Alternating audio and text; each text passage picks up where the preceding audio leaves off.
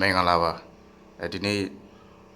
ကျွန်တော်တို့အင်္ဂလိပ်စာဗဟုသုတလေးတွေကမှတ်သားစရာလေးတွေနည်းနည်းလောက်လေ့လာကြည့်အောင်ပေါ့နော်ဒါကကျွန်တော်တို့လေ့လာထားရင်အကျိုးရှိတဲ့အထွေထွေဗဟုသုတလေးတွေနံပါတ်1 stand on your own feet ကိုခြေထောက်ပေါ်ကိုရက်ကိုအင်္ဂလိပ်လို stand on your own feet လို့ပြောတယ်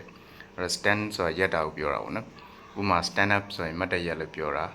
on your own feet ကိုခြေထောက်ပေါ်ကိုရက် feet ဆိုတာဒီနေရာမှာအများကိုပြောတာနောက်တစ်ခုနံပါတ်2 do good ကောင်းတာကိုလုပ်ပါတဲ့ကောင်းတာမှန်သမျှလုပ်ပေါ့အဲ့ဒါကိုပြောတာပေါ့နော်နောက်တစ်ခုနံပါတ်3က trying the best အကောင်းဆုံးဖြစ်အောင်ကြိုးစားပေါ့အကောင်းဆုံးဖြစ်အောင်လုပ်ပေါ့အကောင်းဆုံးကြိုးစားပေါ့နော်ဒီနေရာမှာ do the best လို့လည်းပြောလို့ရတယ်အကောင်းဆုံးဖြစ်အောင်လုပ်ပေါ့နောက်ဆုံးတစ်ခုကတော့ don't waste ဖြစ်တယ်ဆိုတာအလဟတဖြစ်တာကိုပြောတာ don't waste ဆိုတာအလဟတမဖြစ်စေနဲ့ပေါ့နော်အချိန်မဖြုံးနဲ့ပေါ့ဒီနေရာမှာ your time ဆိုမင်းရဲ့အချိန်တွေကို waste မဖြစ်စေနဲ့လို့ပြောတာ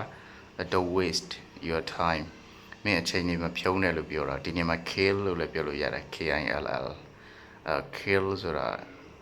waste ဖြစ်တာနဲ့တူတူပဲပေါ့နော် don't waste your time အချိန်မဖြုံးနဲ့လို့ပြောတာ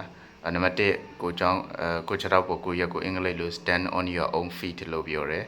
နောက်နံပါတ်2က do good ကောင်းတာကိုလုပ်ပါလို့ပြောတာနောက်နံပါတ်3က trying the best အကောင်းဆုံးကိုကြိုးစားပါတဲ့နောက်နံပါတ်4က don't waste your time ပေါ့နော်အချိန်မဖြုံးနဲ့လို့ပြောတာ